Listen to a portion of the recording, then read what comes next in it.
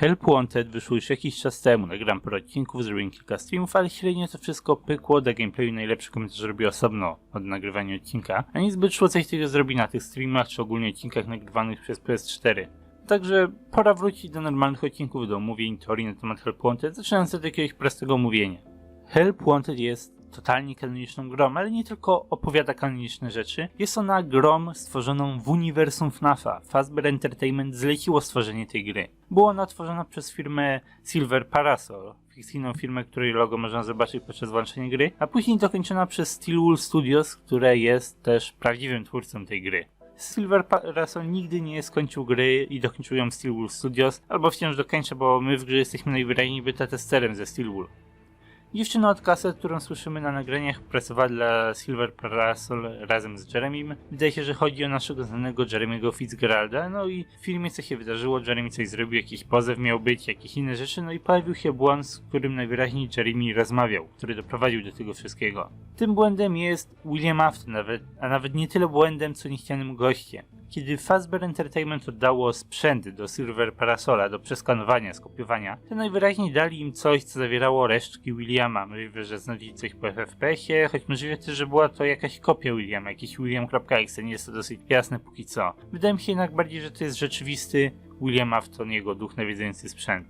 Celem Williama, jak okazuje się pod koniec gry, jest przejęcie kontroli nad twoim ciałem. Już na samym początku gra ostrzega nas przed przekazywaniem świadomości. Jeśli zbierzemy wszystkie kasety, złożymy Williama do kupy, to będzie chciał przejąć nasze ciało, zamienić się z nami miejscami. Widzimy, jak stoi przed nami w ostatniej minigierce, a potem on znika, a my patrzymy się z jego perspektywy. Teraz to my jesteśmy na jego miejscu, jesteśmy uwięzieni w grze. Oczywiście możemy też go powstrzymać, pokonać, ale to zakończenie też jest nie do końca jasne. Czy on został rzeczywiście pokonany, czy może uciekł. Ludzie teoretyzują, że poleciał w internet, czy coś jeszcze innego. Ciężko powiedzieć. Ogólnie jest myk z tym, jak ta postać się rzeczywiście nazywa. Że mówi się na niego po prostu William.exe. Najpopularniejsze fanowskie nazwy to V-Rabbit i Malher. Zgodnie z plikami to Glitch Trap, choć jest to też dosyć dziwne, bo w plikach gry jest sobie Glitch Trap, który jest po prostu nieużywaną animacją Spring Trapa, ale jest też zmienna w pliku save'a Glitch Trap Defeated, co świadczyłoby za tym, że to rzeczywiście jest Glitch Trap. Plik samego modelu postaci nazywa się Spring Bonnie Man. Ostatnio też wymyśliliśmy nazwę zajęca trojańskiego i to też brzmi śmiechowo.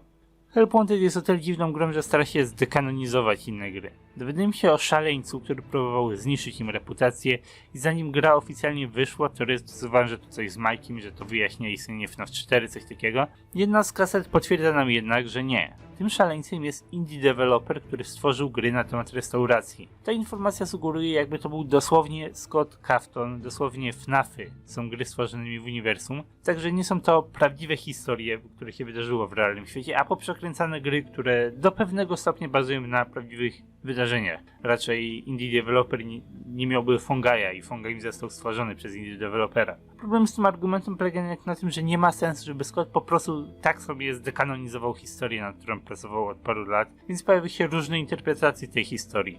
Może Help Wanted jest grą osadzoną w filmowej fabule.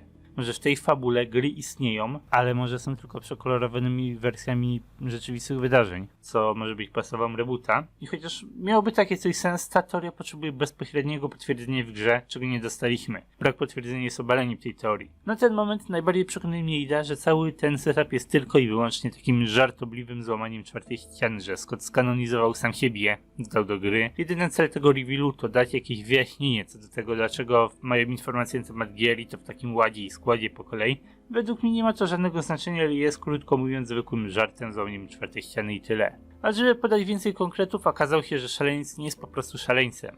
Fazbear Entertainment zapłaciło mu, żeby zgrywał takiego szaleńca, miał nieoficjalnie stworzyć gry, a potem oni mieli je wyśmiać przy użyciu Help Wanted. Wszystko było zaplanowane od samego początku. Także tak wygląda cały setup gry. Jesteśmy beta testerem, walczymy z Glitch Trapem. Gra ma też swoje lore hinty. Dla przykładu Moneta podaje nam, że pizzeria istnieje od 1983 roku, zarysowując tam trochę daty. Help Wanted ma swoje sekrety, ludzie nie są pewni, czy William to rzeczywiście William. Może to Jeremy, może to dziewczyna od kaset. Inni ludzie łączą wątki pomiędzy Scottem Lunatykiem, a całą akcją Snuff Warda, że Stat Deskman to Scott, który tworzył gry dla Fazbear Entertainment. Jest do omówienia, co rzeczywiście wydarzyło się z Jeremym, jaka jest prawna kolejność kaset. niejasne jest to, co stało się z Williamem pod koniec, także jest sporo pytań wszędzie dookoła. Planuję zrobić parę takich bardziej poszczególnych odcinków Help Wanted w najbliższym czasie, więc czekajcie na nie. Pierwszym odcinkiem z kolei będzie William Afton. On zawsze powraca, to jest taki jego slogan. I na ten temat sobie podyskutujemy, co to znaczy, co istnienie Williama w Help Wanted oznacza dla nas, dla Ultimate Custom Nighta, dla samej postaci Williama i inne tego typu bariery.